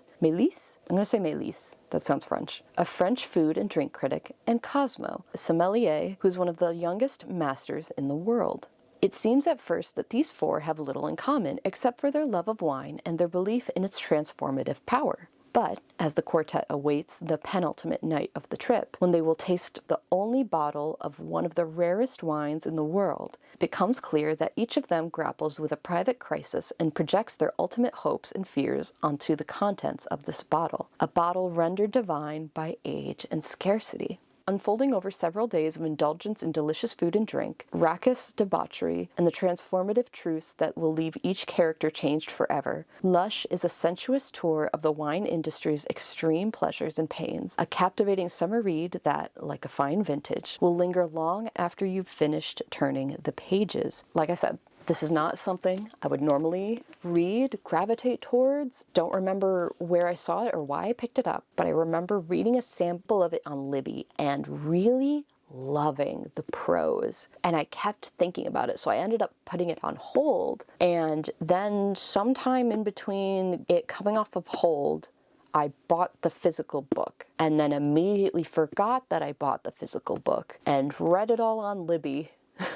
And then as soon as I finished the book, I was going through like a stack of books that had been hidden behind one of my many Doom piles and saw that I owned it. Which, like, cool, supporting my local libraries. I just found that very silly that, like, I had waited on hold for several weeks after I bought the fucking physical. I'm a silly little guy. The synopsis is so accurate. Rochelle's writing it's so sumptuous and luscious and evocative. I was so fascinated by these characters, despite this being a very simple premise. and I don't really give a shit about wine. I don't care about sommelier or anything like that. I think it was kind of like a morbid curiosity where like I'll watch essays about stuff because I like hearing people talk about things I know nothing about. So I think reading Lush was kind of like that, especially because it was written from the perspective of these people who it's in their entire lives. And again, like I said earlier, a lot of the books I read this year had such an emphasis on like character-driven storytelling. It's really well written. It almost felt at times a reality TV show in a book, but like not trashy. It really did just feel like peering in through the window on this like weekend in these people's lives and seeing it unfold as like a fly on the wall. My other mic died at the end of whatever I was saying about Lush. I highlighted a ton of lines from this in Libby because I loved what it said. I thought the prose was gorgeous. Again, not something I would normally ever expect myself to pick up, but I'm so glad that I did. This is debut too. This is so beautifully written. I genuinely recommend giving this a shot, even if you think that it's not the kind of thing you would normally pick up, or you don't care about wine, that kind of thing, because I think the super messy characters and the prose, those two things alone are worth it. I do have my normal copy still, but I'm so excited about this that I need to show it off. I'm just so excited about this still. The next book I read, and my favorite book of the year that I read, is Hemlock and Silver by T. Kingfisher. I did get the signed first edition Easton Press of this book for Christmas. I have not even dared to open it yet because I really want to make sure I do the spine properly. This book is so fucking good. I loved it so much. Oh my god, I'm obsessed with it. It's just all so good. I have a script and I'm struggling because I just love it so much. Let me calm down. I feel like this book is everything that T. Kingfisher excels at all in one. All of the characters are interesting and grounded, and they feel like real people. The humor, it always hits the spot, and it never feels forced or like juvenile. The fantasy world building is so juicy. It feels like just enough, and it never bogs the story down. And something else I forgot about T. Kingfisher, she's a horror writer. I forgot about that fact. Oh my god, I got so excited that I haven't even read the synopsis. I'll come back to this. Let me read the synopsis for you. This is a Snow White retelling. Healer Anya knows little of politics, but much of poisons. When she is summoned to treat the mysterious illness afflicting the king's daughter, she finds herself against the clock, desperate to track down the source of the poison killing Princess Snow. But the chance discovery of a strange alternate world inside a magic mirror leads Anya to darker discoveries, including what really happened to Snow's dead sister, Rose, and why their mother seemingly went mad and cut out her heart. Aided by a taciturn bodyguard, a narcissistic cat, and a late Renaissance understanding of the scientific method, Anya must navigate the mysteries of the mirror world before the dark queen that dwells within rises to threaten them all. This is such a good Snow White retelling too, because it's not from the perspective that you expect at all. I love how she turns it on its head and twists it. But yeah, I won't spoil what about this is horror. You'll have to find out, like I did. And you should. Let's just say I have pervasive, intrusive thoughts about mirrors now, especially segmented ones. If you know, you know. I feel this way about... oh my god, I need to calm down. The way I felt about Thornhedge is the same way I felt about Hemlock and Silver, where this feels like a modern fairy tale. I love this book so much. I think literally my only complaint, and this is a skill issue, I'm 90% sure this is a skill issue, is that I was reading this a bit on fumes. I had a lot going on at the time, and this was like my relaxing read, so I was kind of turning my brain off a little bit. So I didn't have a lot of brain power to understand the concepts and like magic / logic around the mirror stuff. But I know that on top of having no brain space, I struggle with like spatial, both awareness and just like imagery or like imagining it in my head, especially because I have aphantasia. So if you have aphantasia too, some of the concepts might be like a little weird or hard to interpret, like in your head, picturing it. But at least for me, even despite that, it didn't detract from the story. I didn't feel like I was missing it or not being able to understand it in a way that impacted the plot or my understanding of the story and scenes and things that were happening. And because it's the Easton Press, this just adds to it looking like a modern fairy tale. This looks like a fairy tale book.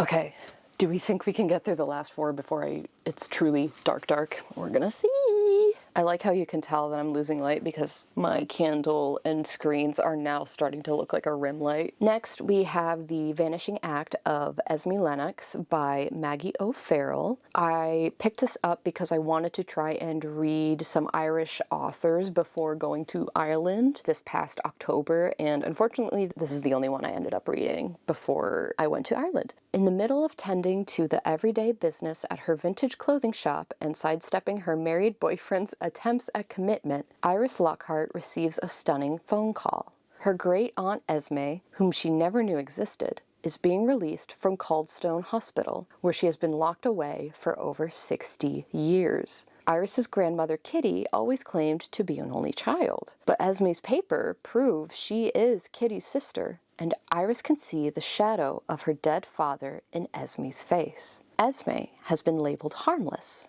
sane enough to coexist with the rest of the world, but Esme's still basically a stranger, a family member never mentioned by the family, and one who is sure to bring life-altering secrets with her when she leaves the ward. If Iris takes her in, what dangerous truths might she inherit? So this is kind of like Lush, where this isn't normally what I would pick up or gravitate towards. And at first I wasn't convinced of it. It took me a little bit to get invested in it, but I ended up really liking the story and actually being quite moved by it. I thought the writing around mental illness and how it was treated throughout not even super unrecent history in the grand scheme of things was handled and treated. And I actually especially loved how Maggie wrote the internal thoughts and monologue of one of the characters who has dementia, and how it just the way that it was inserted. At first I was confused, and then once I realized what it was, I loved it, and it brought a whole new layer of feeling to the story and was very intimate, and it had me very frequently oscillating between wanting to know more and being very distraught and left with feelings of, oh God, synonyms of such. You really can't help but have sympathy for Esme and what she's been through, and normally I don't like endings like the one in this book, and I know that's been a contentious point for some people. Is some people either love the ending or they really hate it. And again, my dad's playing music. We push through. If you hear music, enjoy it. Enjoy it. Normally I don't like this kind of ending. I feel like this is one of the few cases where I'm actually okay with the fact that it ended the way it did. I do still wish there was a little bit more to it. I wish there was a little bit more closure, but I think I'm happy with it, and I'm satisfied with, when I think back on it, the way that my heart still aches thinking about it. I'm satisfied with that feeling. Next is We Used to Live Here by Marcus Cleuer. Cleuer, yeah. As a young queer couple who flip houses, Charlie and Eve can't believe the killer deal they've just gotten on an old house in a picturesque neighborhood. As they're working in the house one day, there's a knock on the door. A man stands there with his family, claiming to have lived there years before and asking if it would be all right if he showed his kids around. People pleaser to a fault, Eve lets them in. As soon as the strangers enter their home, uncanny and inexplicable things start happening, including the family's youngest child going missing and a ghostly presence materializing in the basement. Even more weird, the family can't seem to take the hint that their visit should be over. And when Charlie suddenly vanishes, Eve slowly loses her grip on reality. Something is terribly wrong with the house and with the visiting family. Or is Eve just imagining things?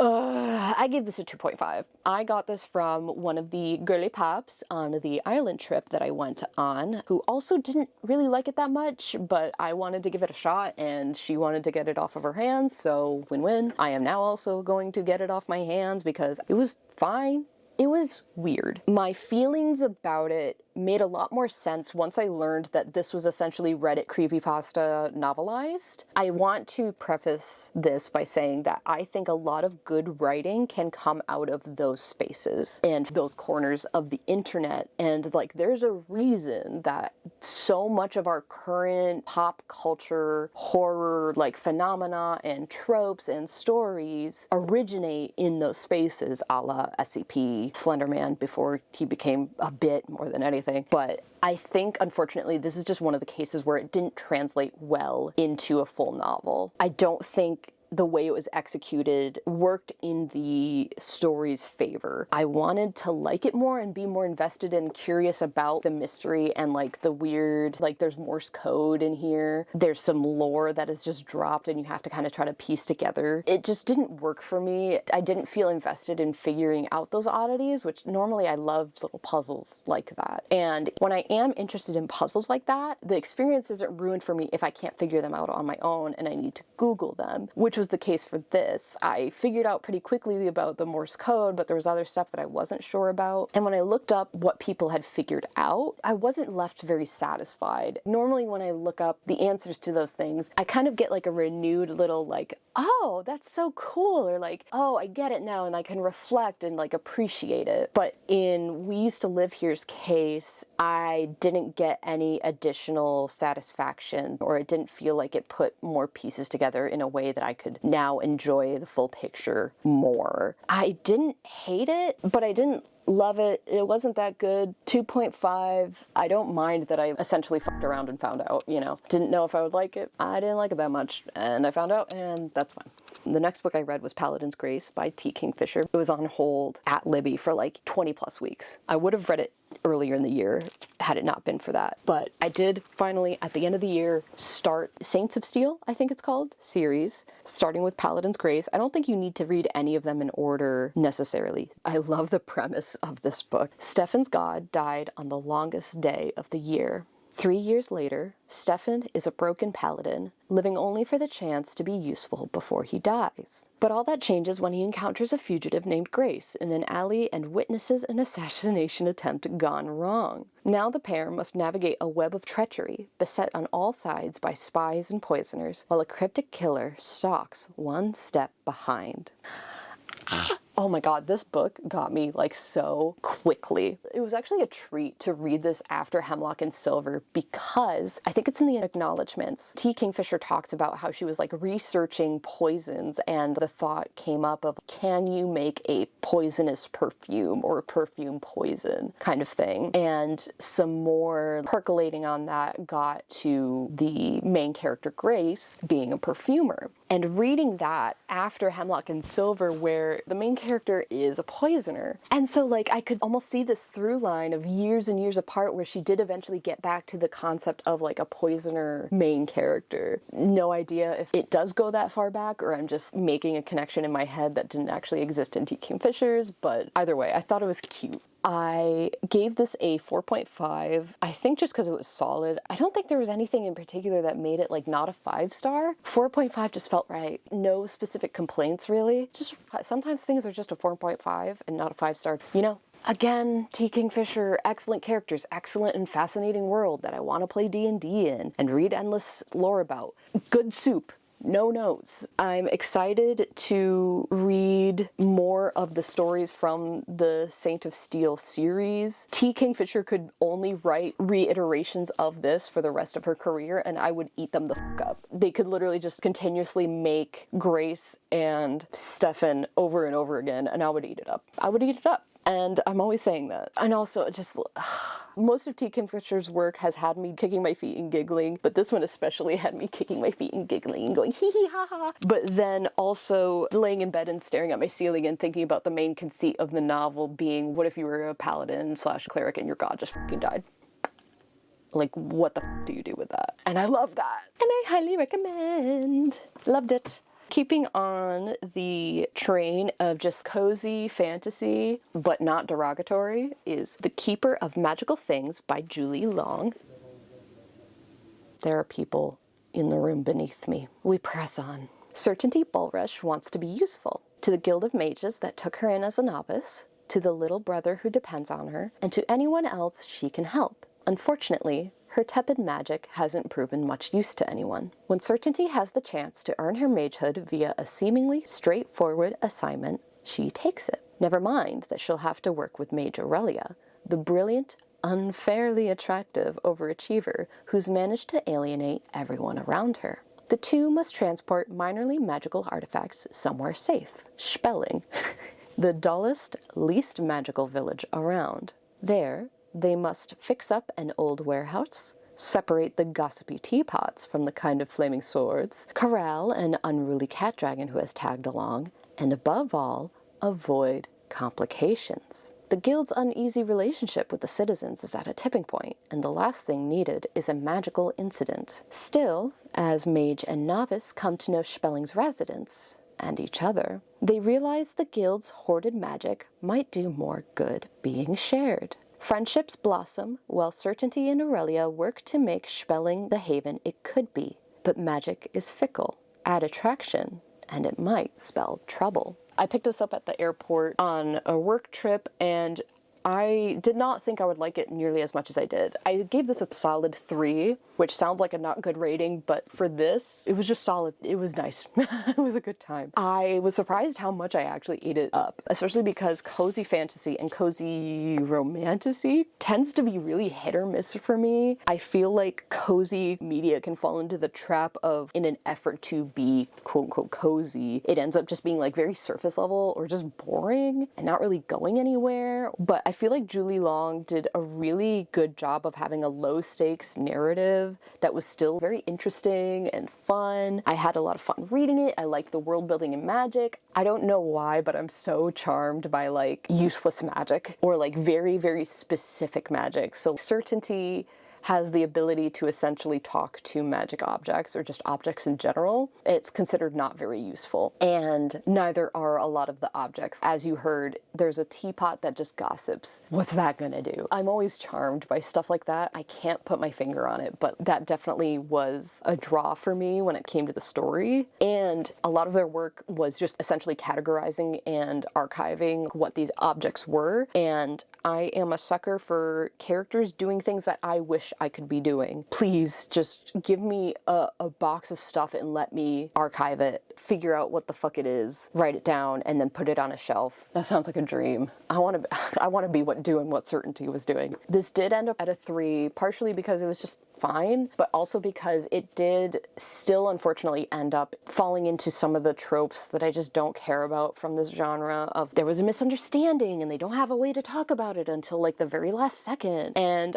ultimately I didn't love how the conflict got resolved. Overall, it was comfy and an easy read. If you need something that's just very light and fun, this isn't a bad pick, especially because, again, it still kept me interested because it's so easy for cozy things to just feel boring to me. Also, cover is cute, and we love the gays. We love the gays. Solid. Speaking of sapphic fantasy, I think one of the reasons that I liked A Keeper of Magical Things so much was because I actually brought another book with me on that work trip to try and read. That was also supposed to be a sapphic romance. And I preferred reading A Keeper of Magical Things that entire time, and I don't think I tried to open this once. And it took me even longer after that to finish it. And that was The Maiden and Her Monster by Maddie Martinez. Right out the gate, I should have DNF'd that. I should have DNF'd this book, but I'm getting ahead of myself a little bit. Let me read the synopsis for you. When a young woman is forced to venture into a cursed forest to capture the monster hunting the girls of her village, she discovers a disgraced golem ready to confess, but only if she agrees to help fulfill an ancient promise first.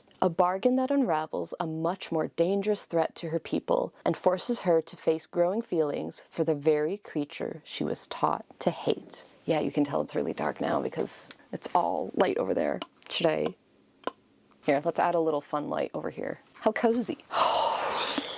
I don't know why I didn't DNF this book. I think it's because I wanted to like it so bad, and also I think this book is fucking gorgeous. I think it's so gorgeous, and I think that alone made me want to just somehow like it. But I give it a 1.5.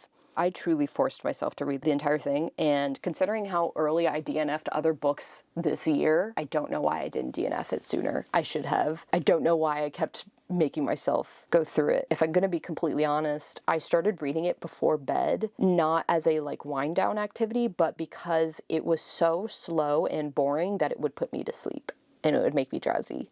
And another confession, I ended up skimming the last few chapters because what makes it bad is that it's just so overwritten and bogged down with like repetitive scenes and paragraphs and descriptions that don't add anything. I love descriptions. I love flowery. I love purple prose. Give it to me. But it didn't add anything in such a detrimental way. This book is, I think, like 350-ish pages, and it felt like 600 with how it dragged and dragged and dragged. I felt like the main character was really annoying and insufferable, and I don't feel like the synopsis I read off of does a good job of doing this justice, but like the marketing or like what I read about it felt like there was a lot more emphasis on this being like a sapphic retelling of this Jewish folktale about the golem or a golem. The emphasis was on sapphic romance retelling, right? It gave the impression there was a heavier emphasis on that and on the characters themselves, but it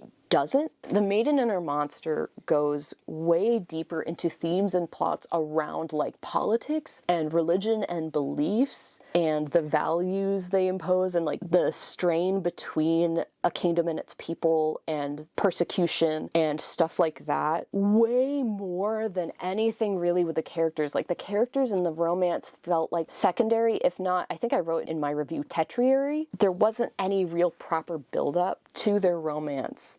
This happens a lot with enemies to lovers where like the transition from enemy to lover happens instantaneously. Like it's just a flip switch and there's not true change in feelings or thoughts beyond, oh, I'm suddenly a little horny for this person now. And then, oh, I like them. It just was enemies, enemies, enemies, enemies. Oh, suddenly lovers. Suddenly we're yearning. We're horny for each other. It kind of felt like Maddie remembered that there was supposed to be sapphic romance and just shoehorned them in being horny and lusting after each other. Suddenly in between like this mounting pressure and tension storyline. So there's no feeling of like satisfying payoff of watching their relationship develop. It was just so disappointing. Like I love folklore retellings. I could get behind some of the things the book was trying to do, but it just didn't execute on them. And I also think it felt just so weird. And I know this is a debut. I feel like it could have been cut in half. It needed way more time in the oven, way more time editing. I think Maddie can improve and probably will if she keeps writing, but this was just such a hard miss for me, which makes me very sad. And admittedly, another reason I wish I DNF'd it is I think it put me back in a reading slump. Alex E. Harrow's latest book, The Everlasting, just came out. I've had it since like mid-November and I still haven't started it, even though it is once again one of those books that on paper should be like one of my favorite books of all time. But yeah, just trying to get through The Maiden and Her Monster just like burnt me out. So I think I'm gonna save it till the new year because I would also like to get this video edited and out by the new year, and I just don't think I'm gonna have time to read that beforehand. But at least we will, crossing fingers, hopefully be starting off on a very strong note with The Everlasting. I didn't think about how I would end this video. I think I'm gonna make another one very soon about all of the books that I do want to read in 2026. A lot of them are back right there. My entire top shelf is books I have not read yet, but I own, because I have a problem. So let me know, are any of these books that you also read this year? Books that you have read in the past and also really liked? What were your favorite books of the year for yourself? Yeah, I will see you in the next one, whatever it is. Until then, stay hydrated, read more books. Maybe don't read A Maiden and Her Monster and A Study in Drowning, but do read Hemlock and Silver by T. Kingfisher. T. Kingfisher, Queen of 2025. That's actually the main point of this video. T. Kingfisher, Queen shit. Bestie of 2025, and hopefully 2026 as I read even more of her shit. Let's go.